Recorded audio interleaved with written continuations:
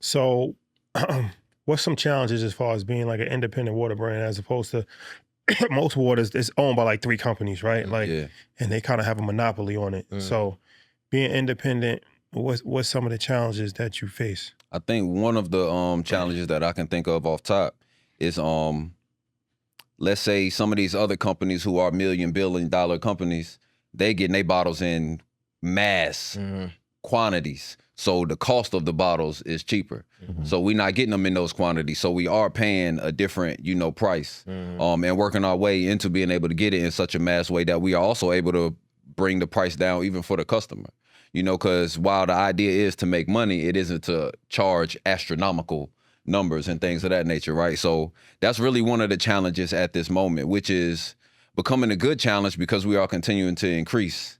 So it's like, all right, we need 2,000 bottles. We got to figure out how we're going to get that 2,000 bottles quick and in mass, but that was good to be able to call on community, with that as well. But that's one of the challenges that I think of right off top. What's the most cost intensive part, right? If we have the water, which is natural, is it the bottling? Is it the trying to manufacture and export? It balances out between the actual bottles, the labor force, and transportation. So initially at first, we was trying to go everywhere. We trying to be, worldwide, nationwide. But the more we learned, the more it was like, no, we need to hone in on our backyard right here. And I'm doing certain numbers, like, I think it was like a study in 2019 said Americans spend an average of $10 per month on bottled water.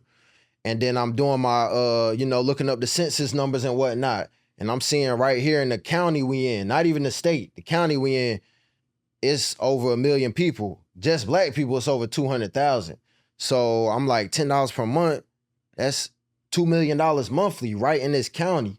It's 1 million of us in the state. That's $10 million monthly that we just as a community value to the water company, the water industry. So at that point, it was like, rather than spending time and energy that we go in other places, let's double down right here.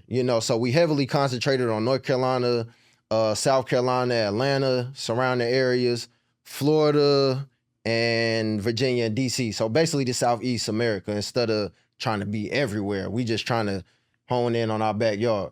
With him saying that, it makes me think of another one of our challenges, which is shipping.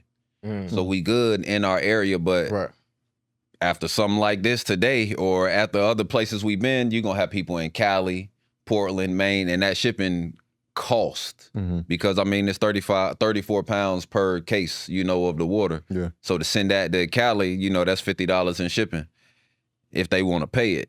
Now, of course, we want to be able to, get it to everybody, but just trying to figure out that, in the same way that one of these other companies like Amazon has a warehouse in these other places and figuring out how to warehouse in these other places so that we can set up distributors that can handle shipping and things like that in these other places. Yeah. But it's a challenge, but it's still one of those good challenges of like, all right, they want it out there. We really need to figure out how to get it out there at a cost-efficient price.